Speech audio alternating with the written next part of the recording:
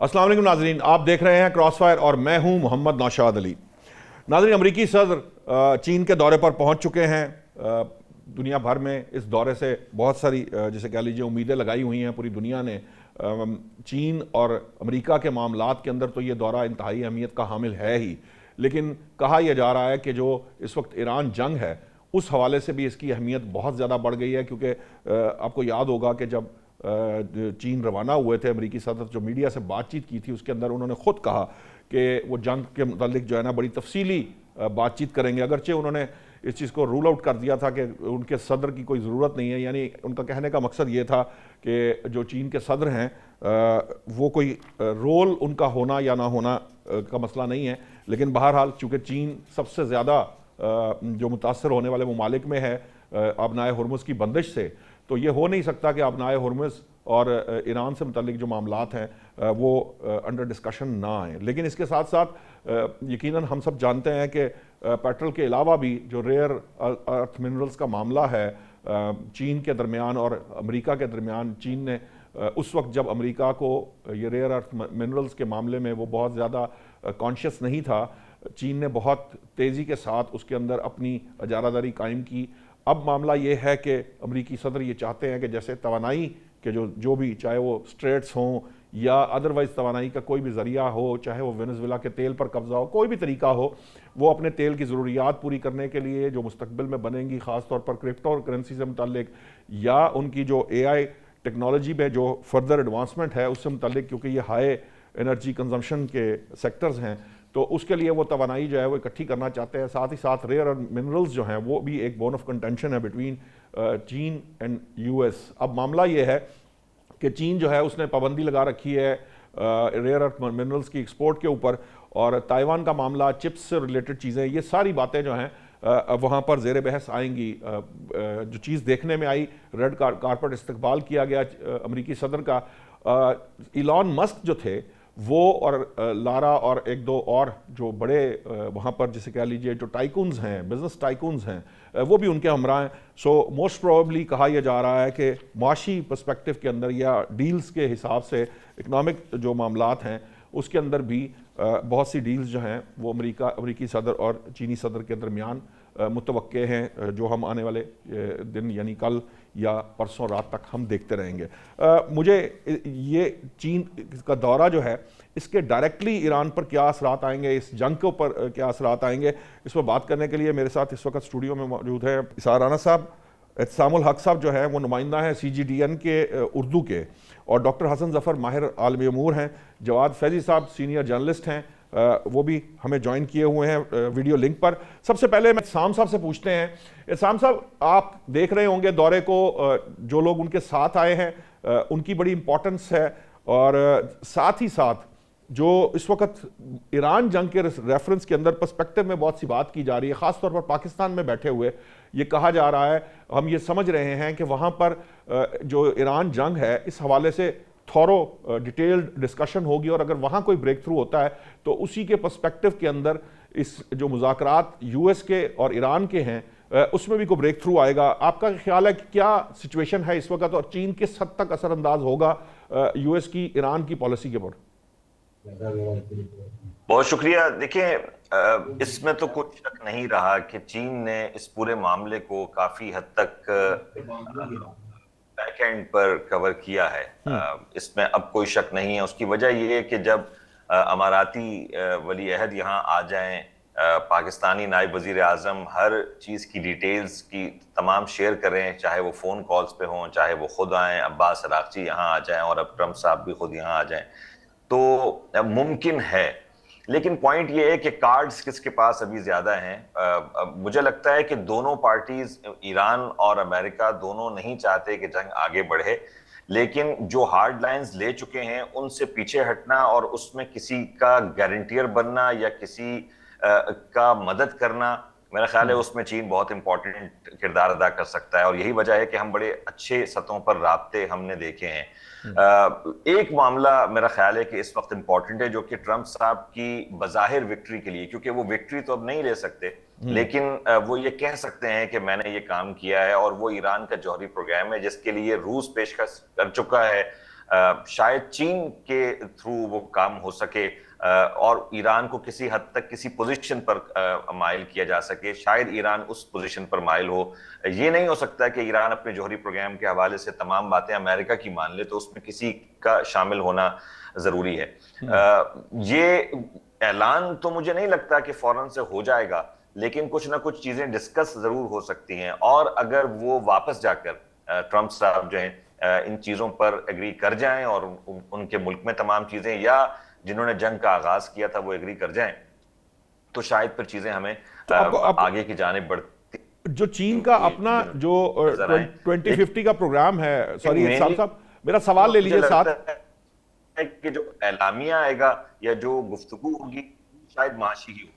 ٹھیک ہے, میرا سوال اس میں یہ لے لیجئے کہ ٹھیک ہے اوپر سے پردہ بات ہوگی, اعلان بھی نہیں ہوگا, لیکن آپ کو لگتا ہے کہ چین کی جو بات, چونکہ ایران نے چین کو بطور ضامن تسلیم کیا ہے, اس نے اعلان کیا ہے کہ چین بہتر ضامن ہو سکتا ہے, تو آپ کو لگتا ہے کہ چین اس معاملے کے اندر کیا گارنٹیئر بننے کی جو ہے وہ اس کے لیے حامی بھر سکتا ہے؟ بالکل بھر سکتا ہے. میرا خیال ہے کہ چین اب اس پوزیشن پر ہے کہ جہاں وہ کھل کر اس معاملے پر جو ہے وہ آگے آ سکتا ہے, لیکن وہ بھی اس کی بھی کچھ صورتیں ہوں گی. وہ ڈائریکٹ ایسے نہیں ہوگا, لیکن مجھے لگتا ہے کسی میکینزم پر پہنچنے کے لیے چین یقیناً آگے بڑھ سکتا ہے, چاہے فرنٹ پہ کسی کو رکھ لیں یا جس طرح سے بھی آپ چاہیں جو اب تک کے معاملات چل رہے تھے, کیونکہ بظاہر ایک کلیش تو ہے امریکہ اور چین کا.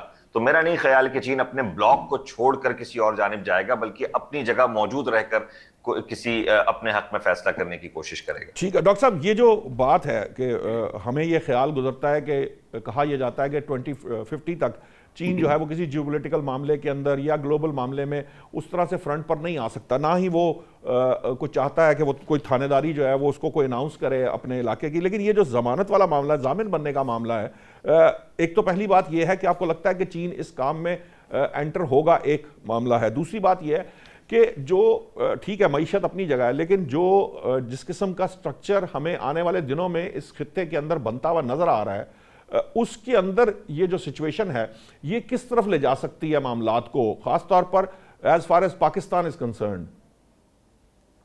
بہت بہت شکریہ نوشاد صاحب.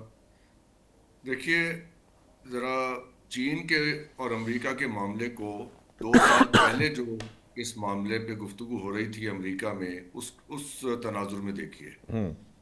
جب یوکرین وار اپنی پیک پہ تھی تو اس وقت امریکن تھنک ٹینکس اور ان کے جو مبصرین ہیں وہ یہ کہہ رہے تھے کہ ہم سے یہ ایک اسٹریٹجک مسٹیک ہوئی کہ ہم نیٹو کو پش کر کے لے گئے یوکرین تک, اور رشیا اور چین اس کے نتیجے میں قریب آ گئے. جی, حالانکہ کرنا یہ چاہیے تھا کہ ہم چین اور رشیا کو علیحدہ کرتے اور ایک کو اپنی سائڈ پہ لے کے آتے, دوسرے کو علیحدہ کرتے. ٹھیک بات. ہم نے 2 بڑی طاقتوں کو اکٹھا کر دیا. اب اگر امریکہ اس مسٹیک کو کریکٹ کرنا چاہتا ہے تو پھر چین کو کچھ ایسی رعایات دینی ہوں گی جو کہ چین اور رشیا کے تعلقات جتنے بھی قریبی ہو چکے ہیں اس سے زیادہ ٹیمپٹنگ ہو, یعنی کہ وہ گاڈ فادر والی لینگویج میں کہ an offer which he cannot refuse. ٹھیک ہے جی, تو وہ کیا آفر ہو سکتی ہے؟ اب ایسی آفر تو دینی پڑے گی. ٹیرف بہت بڑی اٹریکشن نہیں ہے, اور 40, 50, 30% جو ٹیرفز ہیں وہ ٹیرف لگائیں گے, یہ ان کی کھاد روک لیں گے جو انہوں نے کیا چین نے. تو وہ دوسری, وہ ان کے پاس اپنی لیوریج ہے, چین کے پاس, امریکہ کے پاس اپنا لیوریج ہے. تو وہ وہاں تو بات نہیں بن رہی, وہ امریکہ نے ٹرائی کر کے دیکھ لیا. اب دوسرا یہ ہے کہ آئل سپلائی مڈل ایسٹ کی, ایران میں اور مڈل ایسٹ میں انفلوئنس, اس میں کتنا آپس میں لین دین کمپرومائز ہو سکتا ہے. پھر ساؤتھ چائنا سی کے اندر تائیوان پہ امریکہ کیا پوزیشن لے گا, کہ کتنا وہ پیچھے ہٹنے پہ تیار ہوں گے تائیوان کے معاملے سے. وہ اسٹرنگ آف پرلز جو ہے, وہ جو آئی لینڈ پہ ان کی پریزنس ہے, اس سے کتنا وڈرا کرنے پہ تیار ہوں گے, کیا معاملات ڈسکس ہوں گے. But primarily what I understand کہ رشیا اور چائنا کا جو کمبینیشن ہے اور ان کا یوریشیا میں اور مڈل ایسٹ کے معاملات میں بڑھتا ہوا انفلوئنس وایا ایران ریسنٹ وار, یہاں پہ ہی اسی وجہ سے یہ میٹنگ ڈیلے بھی ہوئی ممکنہ طور پہ، اور اب وہ کچھ نئی بات سوچ کے آئے ہیں. یہ اس جنگ میں چائنیز جو بھی تجربہ ہوا ہے ان کو پریزنس کا، اس کے بعد دیکھیے پچھلے ہفتے ایک سٹرائک کی امریکہ نے ایران پہ، آپ کو یاد ہے، اب سے 4-5 دن پہلے جی جی، رات وہ کو ایک سٹرائک، مختلف. جسٹ ون سٹرائک، اور اس کے بعد انہوں نے کہا کہ ہم اس سے آگے بات نہیں بڑھانا چاہتے. اس سٹرائک کے اندر ایک بڑی امپورٹنٹ چیز ہوئی. پچھلی جو راؤنڈ ہو رہا تھا اس میں ایران کے پاس ایئر ڈیفنس سسٹم نہیں تھا. جو لاسٹ ٹائم سٹرائک ہوئی ہے اس میں ایران کے پاس تہران میں ایئر ڈیفنس سسٹم تھا. اس کا مطلب ہے کہ جو سپلائی رشیا یا چائنا سے آنی تھی وہ آ گئی، ان ان پلیس ہو کی گئی. تربیت بھی ہو گئی، سو ایک ایکسٹینڈڈ رول تو ان دونوں طاقتوں کا ہے نا، چاہے وہ مخفی ہے، اس کو اوپنلی ایڈمٹ نہیں کر رہے، لیکن وہ بہرحال موجود ہے. سو ان سارے معاملات کو سامنے رکھ کے انہوں نے چل رہا ہے. پھر یہ اب انڈیا کی جو پوزیشن تھی، جو ٹاسک نے انڈیا کو دیا تھا، وہ ٹاسک اب امریکہ کو خود جا کے وہاں نیگوشیٹ کر کے پورا کرنا پڑا ہے. یعنی کنٹینمنٹ آف چائنا کا پروجیکٹ تو فارغ ہو گیا، ہاں جی، وہ انڈیا کے حد تک تو یقیناً فارغ ہو گیا. وہ ان کی حد تک فارغ ہو گیا، یعنی کہ کوڈ بھی فارغ ہو گیا. وہ جاپان اور آسٹریلیا کی حیثیت آپ نے دیکھ لی کہ ان کے ساتھ کیا کیا، تو کوڈ از نو مور. اور اب امریکہ کیسے اس معاملے کو ہینڈل کرے گا، کتنی رعایات دے گا وہ چائنا کو، وہ کون سی ایسی اٹریکٹیو آفر ہوگی جس سے وہ آپ کے خیال سے رشیا چائنا کہ کا. اب گیونگ پاکستان کا دیکھیے نا، تو نہیں. پاکستان کا تو آج میں نے آپ کے ساتھ وہ بھول گیا صبح اپنا آرٹیکل شیئر کرنا، اس میں میں نے اس کو چوک آؤٹ کیا ہے کہ پاکستان کا تو فورسڈ ریسیٹ ہو رہا ہے. That is the title of my article in Friday Times today. Forced reset ہو رہا ہے اسٹریٹجک اور ڈپلومیٹک فرنٹس پہ. ساؤتھ چائنا مارننگ پوسٹ میں 2 دن پہلے جو خبر لگی، جب 8 تاریخ کو لگی تھی خبر، جب یہ ہم سیلیبریٹ کر رہے تھے وکٹری اوور انڈیا، کہ چائنیز انجینئرز ٹیک پرسنل موجود تھے پاکستان میں جب یہ انہوں نے لانچ کی ایئر سٹرائک انڈیا نے. جی ٹھیک ہے، اس سے میسج کسے دیا گیا؟ انڈیا کو، کہ ہم پورے پاکستان کے ساتھ کھڑے ہوئے ہیں، اپنی ایمبیشنز اور اپنی یہ جتنی بھی آپ فیوچر کے اندر ایسی کوئی ایکٹیویٹی سوچ رہے ہیں اس سے دور رہیں. امریکہ کو کہ یہ ہمارے الائز ہیں، یہ ہمارے پارٹنرز ہیں، ان کے ساتھ آپ ایک حد تک ہی اپنے رومانس میں آگے جا سکتے ہیں. اور پاکستان کو کہ we were there when nobody else was there. ٹھیک ہے، 3 وے میسج ہے اس کے اندر. ٹھیک. That's how I interpret it. پھر دوسری طرف سے امریکہ کے اندر جو سی این بی میں رپورٹ چھپی CBS. کہ جی پاکستان نے سی بی ایس، تو اس میں کہ پاکستان نے ایرانی جہاز فائٹر جیٹس جو ہیں اپنے آپ پارک کیے ہوئے تھے ہماری سٹرائکس کے دوران. وہ پاکستان کی وزارت خارجہ نے تو اس کو ڈسمس کر دیا کہ جی بوگس ہے. لیکن وہ سینٹ میں بھی آپ ڈسکس ہوئی ہے. میڈیا رپورٹ ڈسمس کر سکتے ہیں، لیکن لنڈسے گرام کو سینٹ میں جو اس کے اوپر US سینٹ میں، جی پیٹ جی ہیگسٹ کے ساتھ ہوئی ہے، اس کو کیسے آپ نظر انداز کریں گے؟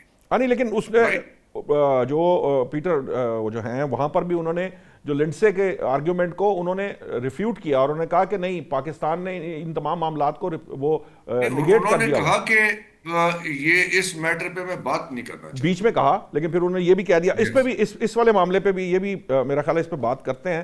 لیکن فیضی صاحب میں چاہوں گا پہلے پاکستان ایک کراس روڈ پہ ہے. اچھا اپنی ڈائریکشن، اب وہ دن چلے گئے بیلنسنگ ایکٹ اور ایمبیگوٹی رکھنے والے کہ اس کو بھی خوش رکھیں اس کو بھی رکھیں. ایک فیصلہ کرنا پڑے گا. اور آپ دیکھیے گا آنے والے دنوں میں، آپ کو یاد ہے آپ سے 1 مہینہ پہلے کہا تھا کہ 2-3 مہینے کے بعد دیکھیے گا کہ یہ ڈیسیجن لینا پڑے گا. The time is arriving fast. ٹھیک ہے، یہ فیصلہ کرنا پڑے گا. ٹھیک ہے، اس پہ بھی بات کر. فیضی صاحب، یہ جو معاملہ ہے اب، اگرچہ کہ یہ ادھر سے جو ہمارے اسرائیلی پرائم منسٹر صاحب ہیں نیتن یاہو صاحب، وہ ایک بات کہتے ہیں، کو بیسمنٹس کی بات اور یہ وہ کہ امریکہ اور اسرائیل کے تعلقات پاکستان خراب کرانے کی کوشش کر رہا ہے. ساتھ ہی ایک کمپین شروع ہوتی ہے, وہاں پہ وہ ایکزیوز ہو یا وہ سی بی ایس ہو یا امریکی چینلز ہوں, وہاں پہ اس قسم کی گفتگو ہوتی ہے, اور اس کی بنیاد پر جو ایک سینیٹر لنڈزے ہے وہ ویسے ہی پاکستان سے خائف رہتے ہیں, وہ کوئی آرگیومنٹ کر دیتے ہیں. کیا یہ طریقہ کار ہے؟ ایک تو پہلی بات یہ ہے کہ اس کو چیک کرنا اور جج کرنا بھی ضروری ہے کہ ایسا کیوں ہو رہا ہے, کیونکہ انڈیا جو ہے وہ تو ابھی تک ہار کھائے بیٹھا ہے ہم سے, اس نے کہیں نہ کہیں تو اپنا بدلہ نکالنے کی کوشش کرنی ہے, ایک وہ والا ایلیمنٹ بھی ہے. لیکن جو یہ بات کہی ہے ڈاکٹر صاحب نے, یہ بڑی امپورٹنٹ ہے کہ پاکستان اپنے آپ کو ایک طرح سے فورس ریسیٹ کہیں, چاہے فورس پہ مانے یا نہ مانے, لیکن ریسیٹ کی بات ہے. یعنی ہماری جو پالیسی میں تبدیلی آ رہی ہے, یہ تو بعد میں فیصلہ کر لیں گے, اس پہ بات کر لیں گے کہ ہم کس کے ساتھ کھڑے ہیں, لیکن یہ بات طے ہے کہ ہماری فارن پالیسی کے اندر اور ہماری انٹرنل پالیسی میں بڑی ڈراسٹک چینجز کی گئی ہیں, اور وہ چینجز ہی ہیں جس کی بنیاد پر ہمیں آج یہ جو ہم آج جو انجوائے کر رہے ہیں اسٹیٹس, یہ پاکستان کو یہ اسٹیٹس مل پایا ہے. دیکھیے رشاد بھائی, بڑی اچھی گفتگو ہوئی مجھ سے پہلے, لیکن دو تین چیزیں بڑی اہم ہیں کہ اگر ہم تبدل دیکھیں تو اس میں ہم یہ دیکھ رہے ہیں کہ ڈونلڈ ٹرمپ ابھی بیجنگ پہنچے, لیکن اس سے پہلے جنوبی کوریا کے اندر امریکہ اور چین کے مابین ایک طرف امریکی وزیر خزانہ تھے اور ایک طرف چائنا کے ڈپٹی پرائم منسٹر تھے. 3.5 گھنٹے ان کی ملاقات جاری رہی اور انہوں نے کھلے دل سے اپنے تجارتی معاملات کو ڈسکس کیا.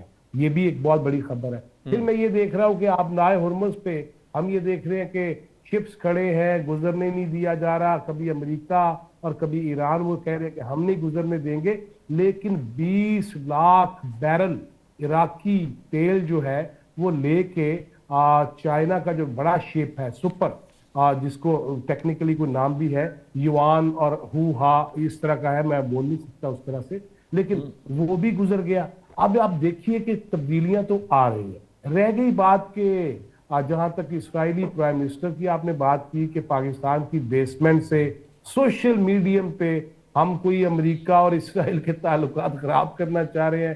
میں حیران ہوں کہ ایک ایسا ملک جس کو بڑا زوم بھی ہو, جس کو بڑا یہ بھی اس کے ذہن میں فطور ہو, خناس ہو کہ وہ امریکہ کے ساتھ مل کے پوری دنیا کو فتح کر سکتا ہے, وہ بھی ناکامی ہوئی. ایران پہ حملے کی صورت میں بھی ناکامی ہوئی.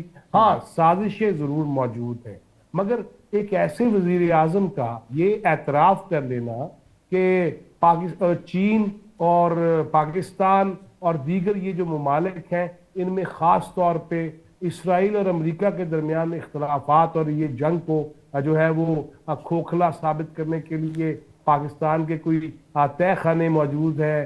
میں تو حیران ہوں کہ وہ آپ کو یاد ہوگا, رانا صاحب کو بھی یاد ہوگا, 80s کے دور میں نا جب Islami Jamiat Talaba, M S F, P S F اور دیگر تنظیمیں آپس میں جب لڑا کرتی تھی نا تو وہ کہتے تھے منصورے دے طے خانے جو ہو گیا ہے, یا مسلم لیگ ہاؤس کے طے خانے میں یہ ہو گیا ہے. مجھے تو یہ بڑی سچی باتیں لگ رہی ہیں کہ جب انٹرنیشنلی معاملات, اور ابھی ڈاکٹر صاحب بالکل ٹھیک کہہ رہے تھے کہ ہمیں انٹرنیشنلی جو ری الائنمنٹ ہو رہی ہے, بلکہ میں کہہ رہا ہوں کہ ری بیلنسنگ ہو رہی ہے, اس کے اندر یہ دیکھنا پڑے گا. اور یہ نہیں ہو سکتا کہ چین کو جو ہے وہ کسی بھی طریقے سے آپ امریکہ سائڈ پہ کر سکتا ہے, بلکہ اسی لیے ڈونلڈ ٹرمپ وہاں جا رہے ہیں, اور خاص طور پہ ہندوستان. اور میں آپ کی وساطت سے آج یہ بات بھی کر دوں کہ ابھی دیکھیے گا پاکستان کے خلاف مزید سازشیں سامنے آئیں گی, وہ کسی نہ کسی صورت میں فتنۃ الخوارج کی صورت میں آ سکتی ہیں. اور میں یہ بھی بتا دوں کہ ایک بہت مخصوص لابی جو یہاں پہ اقلیتوں کی بات کرتی ہے اور نام اسلام کا استعمال کرتی ہے, ان کی طرف سے بھی ابھی بہت ساری چیزیں ابھی دنیا میں آنی ہیں کہ وہ جو ختم نبوت کے منکرین ہیں ان کی طرف سے بھی, یہ میں آن ریکارڈ کہہ رہا ہوں کہ یہ وہ چیزیں ہیں جس کو تیار کیا جاتا ہے. معذرت میں آپ کو ٹوک رہا ہوں, معذرت مجھے بریک کا کہا جا رہا ہے, بریک سے واپس آتے ہیں تو آپ اپنی بات ضرور کمپلیٹ کر لیجئے گا. میں معذرت چاہوں گا آپ کو, مجھے ٹوکنا پڑا. پھر رانا صاحب سے بھی تھوڑی گفتگو کریں گے ذرا بھارت کے پرسپیکٹیو کے اندر, اور یہ جو نیکسس ہے اسرائیل بھارت کا, اس پر بھی بات کرتے ہیں, لیکن پہلے لیتے ہیں بریک. ویلکم بیک ناظرین. بریک پہ جانے سے پہلے ہم بات کر رہے تھے کہ اس وقت جو پاکستان کے اندر جو تبدیلیاں آ رہی ہیں اور انٹرنیشنل سطح پہ جو پاکستان کے جسے کہہ لیجیے رول میں جو ایک ڈفرنس آیا ہے اس پر بات کر رہے تھے, گفتگو کر رہے تھے. سوری جواد فیضی صاحب، میں چاہوں گا فیضی صاحب اپنی بات کمپلیٹ کر لیجئے، پھر ہم رانا صاحب کی طرف جائیں گے اور بھارت کا جو کردار ہے، اسرائیل کا کردار ہے، وہ دیکھیں گے اس معاملے کے اندر کیا رہتا ہے۔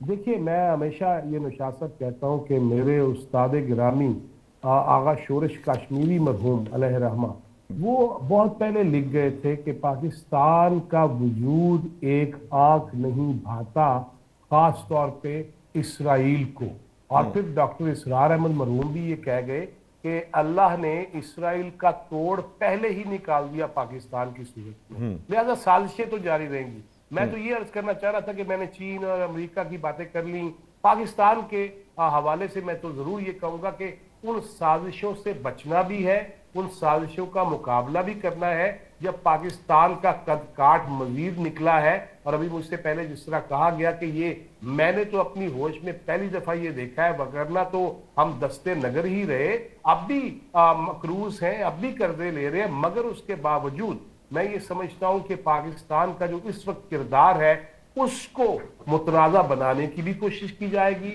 اس کو کم کرنے کی بھی سازش کی جائے گی، اور خاص طور پہ اسرائیل اور ہندوستان اور کچھ ہمارے دوست نما جو دشمن ممالک ہیں وہ بھی یہ ٹرائی کریں گے۔ میں ہمیشہ یہ کہتا ہوں نشاط بھائی، آپ کو میرا پتہ ہے کہ ہمیں اس وقت تو ہم اس نقطے پہ کھڑے ہیں، اس جگہ پہ کھڑے ہیں جہاں ہمیں نہ گریٹر اسرائیل چاہیے، نہ اکھنڈ بھارت چاہیے، اور نہ ہی گریٹر ایران کے ہم حامی ہو سکتے ہیں۔ ہر ملک کو اپنی حدود و قیود میں رہنا ہوگا، ہر ملک کو اپنے عوام کی فلاح و بقا کے لیے اور ان کی بہتری کے لیے کام کرنا ہوگا۔ اس وقت جو صورتحال ہے ڈیفینیٹلی پاکستان کا قد کاٹ بہت بلند ہے، مگر اس میں جو سازشیں سامنے آئیں گی اس سے ہمیں بخوبی آگاہ رہنا چاہیے، وگرنہ یہ آپ کو لگتا ہے کہ جو موجودہ حکومت ہے فیض صاحب، وہ آپ کو لگتا ہے کہ موجودہ حکومت جو ہے وہ اس چیز کے لیے تیار بھی ہے اور ان کے ہاں ریئلائزیشن بھی ہے اس چیز کی کہ اب انہوں نے کن کن چیزوں کو فیس کرنا ہے؟ وہ ہم سے زیادہ تیار ہے، اور آپ نے فیلڈ مارشل صاحب کی گفتگو بھی سنی مارکہ حق کے جشن کے موقع پر، فتح کے موقع پر اور سجدہ شکر بجا لانے کے بعد میرا تیقن ہے، باقی ضیاء الحق بھی رہے اس دنیا دے وچ اور باقی بھی رہے، ایوب خان بھی رہا ہے، مشرف بھی رہا ہے، لہذا میرا ابھی تک تو یہ تیقن ہے کہ جس کے سینے میں قرآن ہے وہ ہم سے زیادہ بہتر سمجھ بھی رہا ہوگا اور اس کو پتہ بھی ہے۔ باقی اللہ خیر رکھے، اللہ مجھے معاف رکھے، اگر میں غلطی پہ ہوا تو مجھے بعد میں معاف کر دیا جائے۔ ٹھیک ہے، آپ کو معاف کر دیں گے رانا صاحب، تو خاص طور پر کیونکہ آپ کی پرانی دوستی ہے، آپ تو معاف کر ہی دیں گے جواد صاحب کو۔ ڈاکٹر صاحب کا پتہ نہیں ہے اور اتسام صاحب کا بھی پتہ نہیں ہے، میں بھی رانا صاحب کے پیچھے پیچھے معاف کر ہی دوں گا۔ اب معاملہ رانا صاحب، معاملہ یہ ہے کہ یہ جو سازشیں ہیں، بھارت اور اسرائیل کا نیکسس کسی سے چھپا نہیں ہے، یو اے ای بھی اس میں شامل ہو چکا ہے، یہ ایک بلاک ہے نظر آ رہا ہے۔ ہمارے ہاں ایک بڑی تبدیلی جو ہے وہ خطے کے اندر سامنے نظر آ رہی ہے، اس پہ ڈیبیٹ بھی ہوتی ہے، ہمارا کردار بھی اس کے اندر ایک جیسے کہہ لیجئے اہم کردار ہمارا موجود ہے ایک مڈل پاور کے طور پہ۔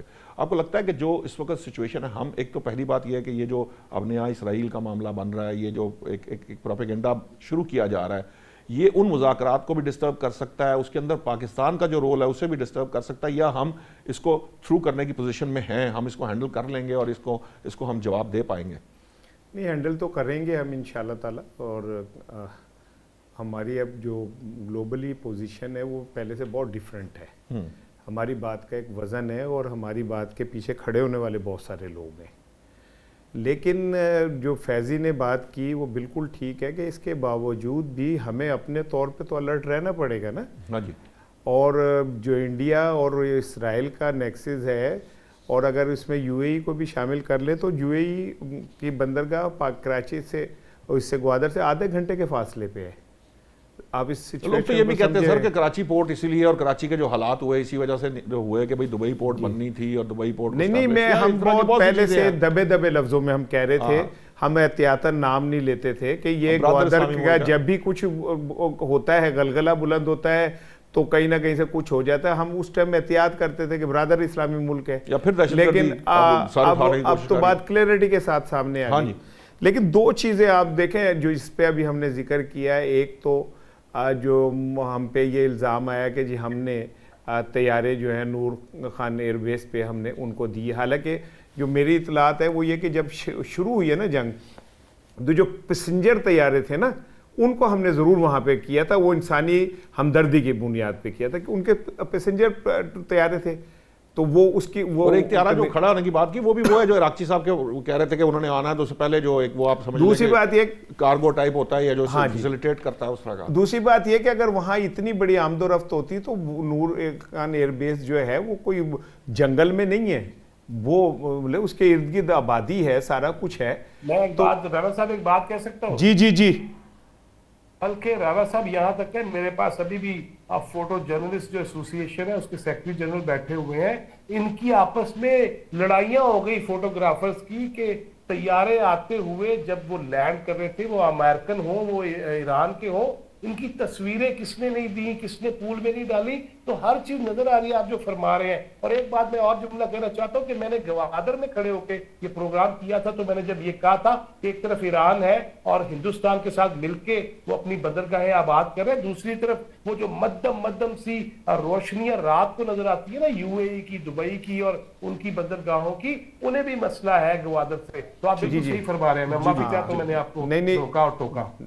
نہیں کوئی وہ ایسی بات نہیں، وہ آپ نے ذرا زیادہ بہتر بتا دی کہ وہاں کے لوگوں کے جو ارد گرد کے لوگ ہیں صحافی ہیں، لہٰذا یہ ایسی کوئی چیز نہیں ہے. دوسرا جو اسرائیلی وزیر اعظم ایک نیا نیریٹو لے کے آ رہا ہے نا کہ جی پاکستان نے ہمارے خلاف لابنگ کی یا پاکستان نے ہمارے خلاف، امریکہ میں ایک نیریٹو جو ہے پاکستان تو اسرائیل کے خلاف ہے، برملا اظہار کرتا ہے. وہ یہ کہتا ہے کہ وہ تو اوپن بات کرتا ہے. نہیں وہ یہ کہتا ہے کہ امریکیوں میں نفرت پیدا کی ہمارے حوالے سے. ان کے کرتوت ماشاءاللہ اتنے ہیں کہ وہ اس کے لیے کسی کو پیدا کرنے کی ضرورت نہیں ہے. کوئی بھی سنسیبل آدمی دنیا کو وہ نفرت ہی کرے گا جو کچھ اسرائیل کرتا ہے. دیکھیں بات یہ کہ وہ کھوتی تو ڈگ پہ ہے تو غصہ کو میں آرتوں نے کڑن دے. ٹھیک ہے، تو ہمیں اس کے لیے تیار رہنا چاہیے.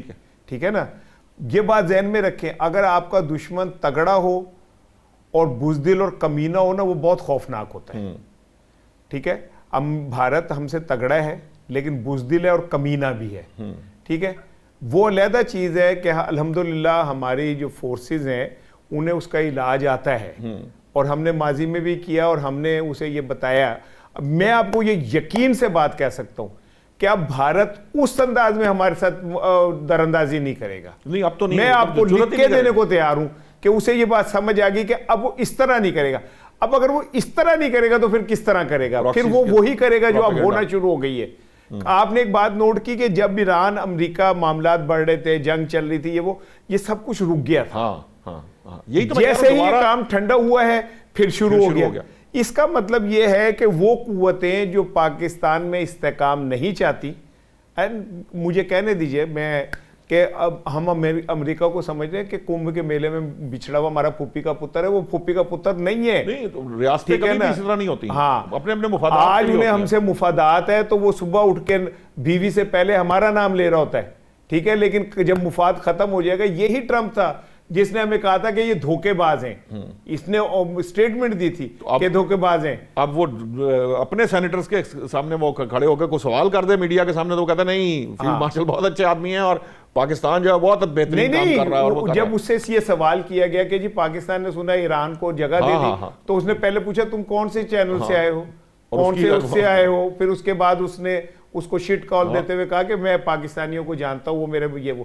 لیکن میں ٹرمپ پہ بالکل یقین نہیں کرتا. ٹھیک ہے نا، میں یہ سمجھتا ہوں، یہ ابھی میں جب آیا ہوں تو مجھے وہ نام نہیں، جنہوں نے بہت اچھی وہ تجزیہ کر رہے تھے کہ ہمیں ایک لائن تو لینی ہے، لیکن میں یہ سمجھتا ہوں کہ ہمیں کسی شکل میں بھی چین سے دور نہیں ہونا چاہیے.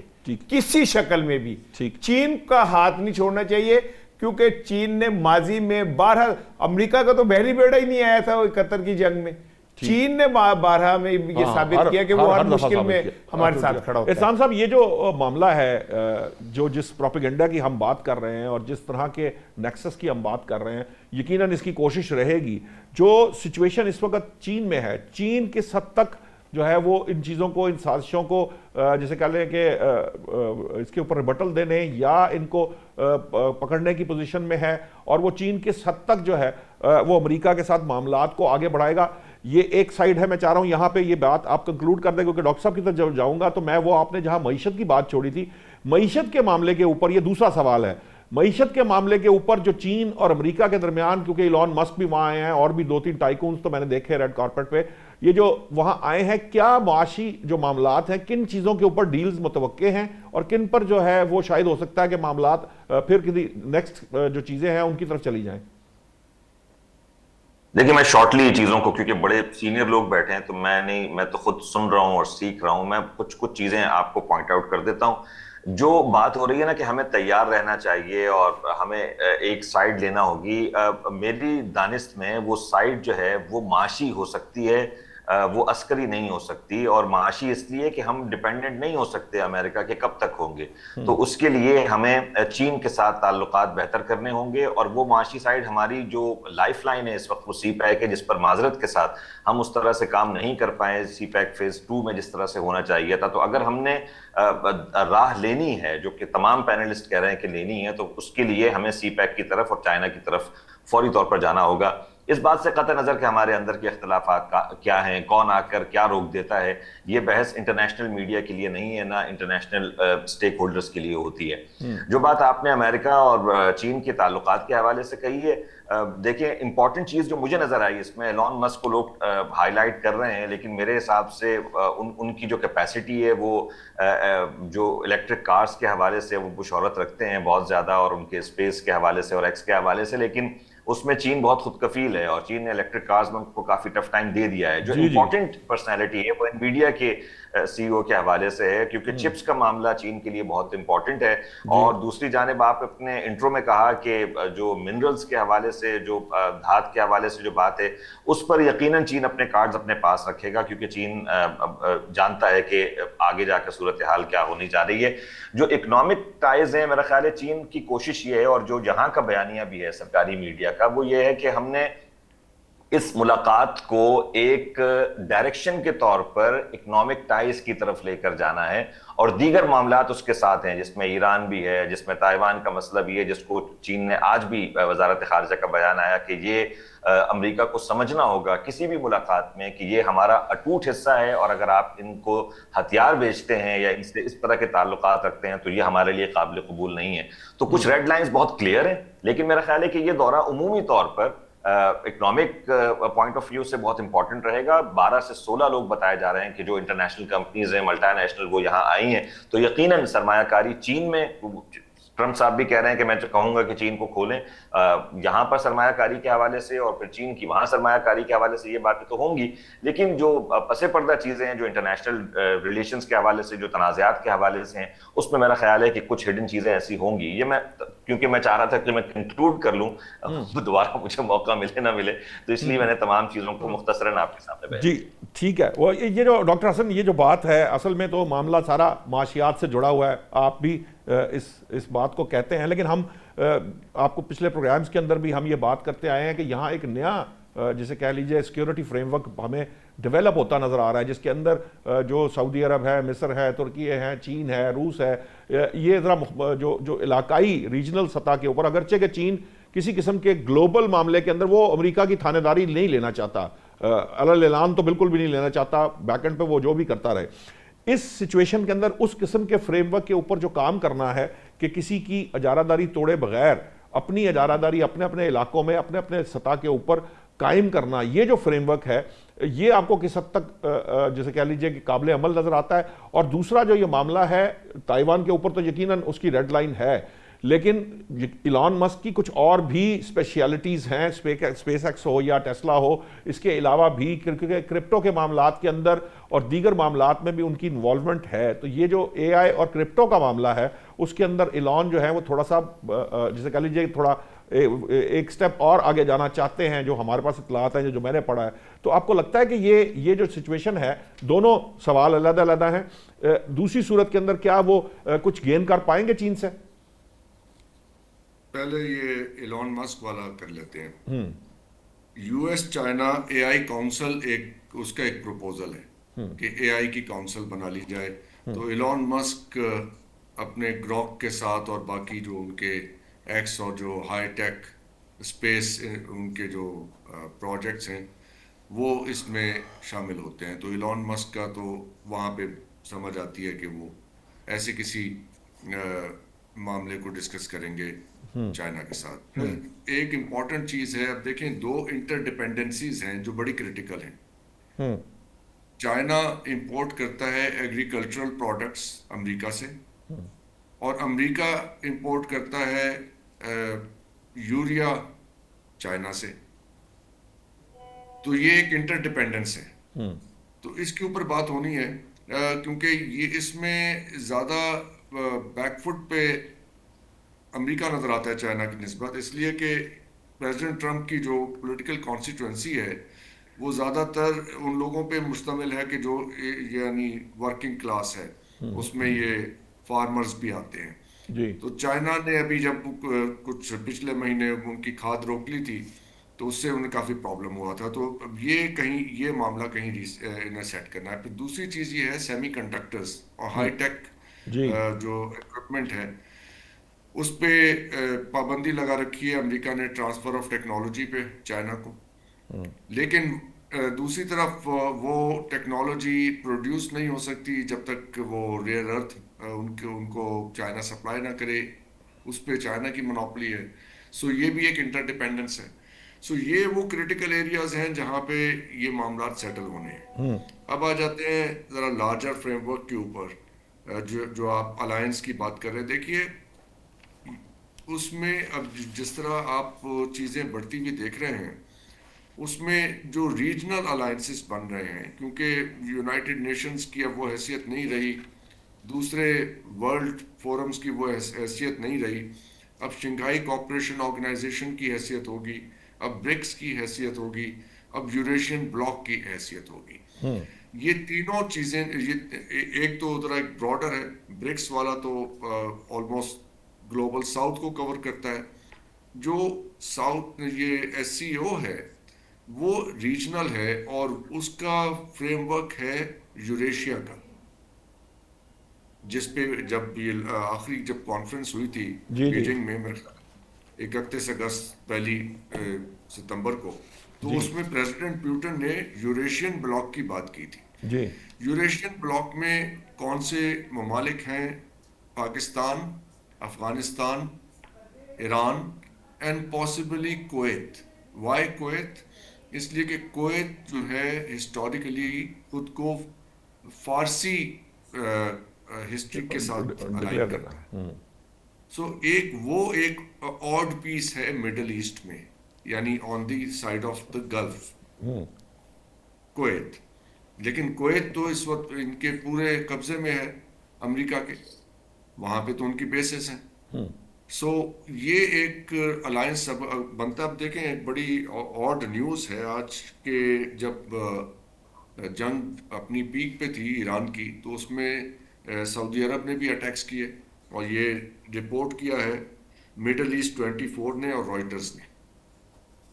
سعودی عرب کیریڈ آؤٹ اٹیکس آن ایران. جب انہوں نے آئل فیسلٹیز پہ حملہ کیا تو سعودیز نے بھی اسٹرائک بیک کیا. لیکن اس کو پبلسائز کس نے نہیں کیا؟ ایران نے نہیں کیا اس معاملے کو. تو ایران نے ریسٹرینٹ اس میں ایکسرسائز کی، انہوں نے اس معاملے کو بڑھایا نہیں ان کے ساتھ، سعودیز کے ساتھ، اور یو اے ای نے بھی ان کو اٹیکس کیے. سو بہت ساری چیزوں کو بہت جو آہستہ آہستہ ہمارے سامنے آ رہی ہیں، دبا کے رکھا گیا تھا، بٹ وہ بیہائنڈ دا سین ہو رہی تھی. اب اس میں ذرا پاکستان کی سچویشن دیکھیے. ہمارا ڈیفنس پیکٹ ہے سعودی عرب کے ساتھ، اور اب رپورٹس یہ ہیں کہ پاکستان نے ایرانی جیٹس کو بھی شیلٹر کیا. So we are on both friendly on both sides. یہ اب بیچ میں رپورٹ آ گئی ہے کہ یہ سعودیہ اور نے ایران کو بھی اٹیک کیا ہوا تھا. So it must have been a very difficult situation for Pakistan. لیکن ڈاکٹر صاحب یہ کہا نہیں نہ جا سکتا کہ یہ رپورٹس درست بھی ہیں کہ نہیں ہیں، کیونکہ بہت ساری چیزیں تو اب آپ کو پتا ہے نا کہ اس وقت یہی تو بات ہے کہ یہ پروپیگنڈا اور سازش کے معاملات. ہم تو یہ نہیں کہہ رہے کہ ایسا ہوا تھا، جو میڈیا میں رپورٹڈ ہے ہم اس کا سورس بتا رہے ہیں، مڈل ایسٹ 24 اور رائٹرز. ٹھیک ہے. تو اب یہ کام پاکستان کا تو نہیں ہے کہ اس کو ڈسمس کرے اس رپورٹ کو، یہ تو سعودی گورنمنٹ کرے یا ایران کرے. یہ ہماری ذمہ داری، ہمارے فارن آفس کی ذمہ داری تو نہیں ہے کہ اس رپورٹ کے اوپر تبصرہ کرے. وہ تو جن کے درمیان ہوئی ہے وہ پوزیشن لینا کہ ایسا ہوا یا نہیں ہوا. ہمارے سامنے جو سچویشن ہے ہم تو اس کو دیکھ رہے ہیں، اور جب تک اس کا ڈینائل نہیں آتا کنسرن پارٹیز کی طرف سے it stands its grounds. ठीक Simple as that. ठीक। تو اب صورتحال یہ ہے کہ پاکستان کو دیکھنا یہ ہے کہ یہ جو بیلنسنگ ایکٹ کی ایک پالیسی رہی ہے کیا یہ آگے چلے گی یا اس میں مشکلات ہمارے لیے کریٹ ہوں گی. دونوں طرف سے آگے اب لنڈسی گرام کی آپ بات کر رہے ہیں اور پریزیڈنٹ ٹرمپ نے کہا نہیں جی وہ تو بہت اچھے لوگ ہیں. Good cop bad cop. اب جب نیکسٹ ٹائم بات کریں گے پریزیڈنٹ ٹرمپ پاکستانی لیڈرشپ سے تو ان کے پاس ایک کارڈ تو آ گیا نا, ایک لیوریج تو آ گیا کہ جی آپ کے خلاف تو یہ باتیں ہو رہی ہیں اور دیکھیں میں آپ کی کتنی طرفداری کر رہا ہوں تو اب آپ میرے لیے یہ کریں. میں نے تو مطلب ساری مخالفت مول لے لی آپ کی خاطر تو اب آپ میرے لیے یہ کریں. سو وی نو کہ یہ بارگیننگ چپ کے طور پہ یوز ہوتی ہے. آپ خود کہتے ہیں اپنے میڈیا کو کہ ایسی بات کرو, پھر آپ کہتے ہیں نہیں نہیں یہ تو نان سینس تھی. سو میں اس کو بالکل ٹوٹلی نظر انداز نہیں کروں گا کیونکہ اس کو یہ ایز اینڈ وین ریکوائرڈ کے لیے ٹرم کے طور پہ استعمال ہوتی ہے. As and when required, if required تو it's okay, if not required تو اپنے میڈیا میں بات بنا لیتے ہیں پھر کہتے ہیں کہ دیکھیں جی ہم پہ تو بڑا پریشر ہے, ہم تو آپ کے لیے بہت کرنا چاہتے ہیں لیکن ہم کر نہیں پا رہے ہیں. So things are like that. ٹھیک, اس کو ٹوٹلی ڈسمس نہیں کرنا چاہیے but we need to decide. دیکھیں ہم نوشاد صاحب میں تو دنیا کے کسی اور ملک میں انٹرسٹڈ نہیں ہوں. میں تو پاکستان کی فلاح و بہبود, پاکستان کی security, Pakistan is my concern. باقی دنیا اپنا خیال بہت اچھا رکھتی ہے. جب ہمیں پریشانی تھی تو اس وقت ہمارے لیے کون ساتھ کھڑا ہوا تھا کھل کے ہمیں یہ دیکھنا ہے اور اسے ریسپروکیٹ کرنا ہے. کون ہمیں تسلیاں دے رہا تھا, کون ہمیں ریسٹرینٹ ایکسرسائز کرنے کے مشورے دے رہا تھا, کس کی انویسٹمنٹ کس ملک میں ہے. سیدھی بات ہے, آپ آنکھیں کھول کے دیکھیں آپ کے سامنے ساری پکچر کلیئر ہو جائے گی. ٹھیک, مطلب یہ ہے کہ ہمیں آگے گلے ملتے ہیں, ہمیں خالی گلے ملتے ہیں. ٹھیک, اور وہاں پہ گل پھینٹے ہیں اوروں کی طرح. ٹائم تھوڑا سا شارٹ ہے ڈاکٹر صاحب, میں چاہوں گا میں اب ذرا تھوڑا سا فیضی صاحب تھوڑا سا ذرا شارٹ جواب دیجیے گا. ہمیں کیا ضرورت ہے یہ ڈیسائیڈ کرنے کی؟ ایک میرا یہ ڈاکٹر صاحب کی بات سے یہ آیا, تمام ممالک جو ہیں وہ اپنے اپنے مفادات کے لیے بیک وقت جب چین اور بھارت کی جنگ بھی ہو رہی ہوتی ہے اس کے باوجود ان کی تجارت جو ہے وہ آپس میں ہے.